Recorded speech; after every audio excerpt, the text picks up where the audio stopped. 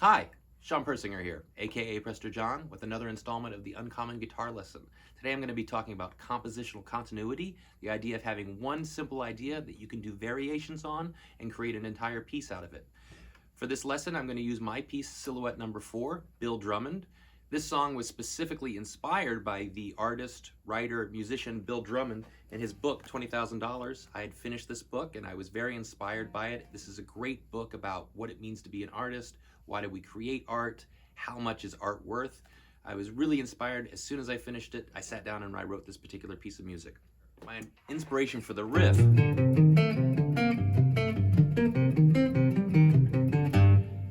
conceptually, Bill Drummond was the inspiration. But a riff like that, I think of that as being a cross between a Led Zeppelin riff, something like Heartbreaker, right? A longer Led Zeppelin riff, or John Paul Jones's Black Dog riff, combined with the perpetual motion of King Crimson's Lark's Tongue and Aspic riff, which goes... This idea of notes, notes, notes. I'm not usually a fan of the perpetual motion, but in this particular instance, that perpetual motion works, and then I put more space in the melody itself. So here's the riff for Bill Drummond, slowed down.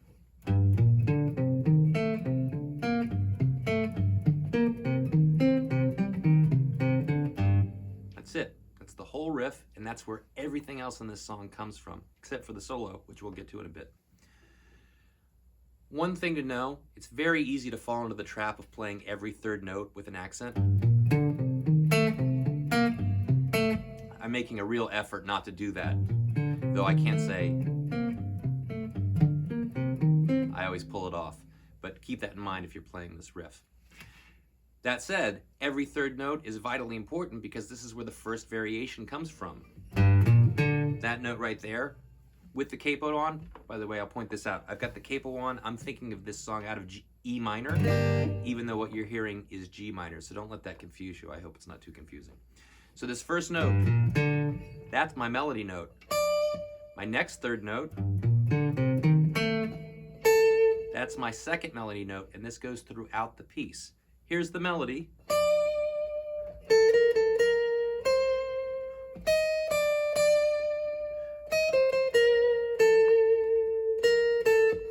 And repeat.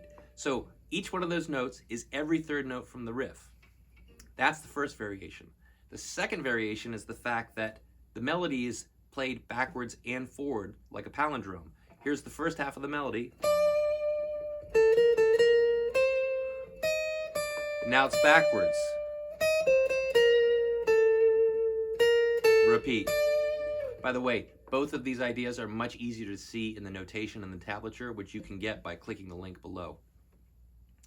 Now we've got the fourth variation, which is the syncopated middle section, which goes like this.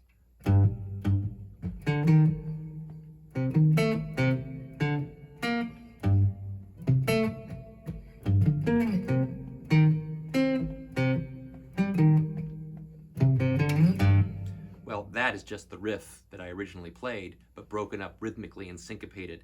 I think of that as being a sort of Charlie Parker, Dizzy Gillespie syncopation, or maybe a little bit of Frank Zappa in there as well. The two huge influences on what I do. So that's all I've done, is taken this riff and rhythmically displaced it.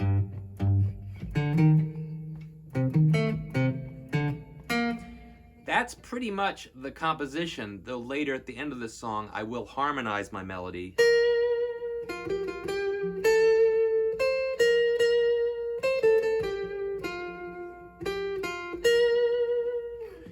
But that's just a strict harmony for the melody. Besides that, there is the guitar solo.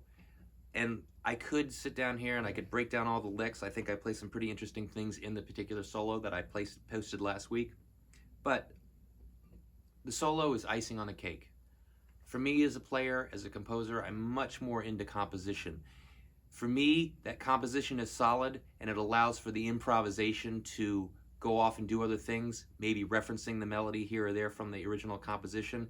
But for me, the composition is paramount in the overall presentation of the song. Solo, icing on a cake. That said, one little lick I want to show you in the solo, how I end it. I play this particular lick.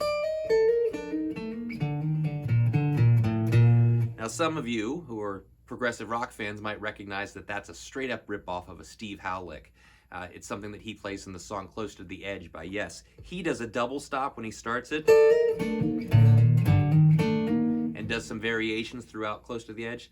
That is one of my all-time favorite licks. In the last 20 years, pretty much every gig I've ever played, I've thrown that lick in a solo somewhere. I absolutely love it. I think it's fascinating. That's also available in the tab and notation. I'll play it one more time.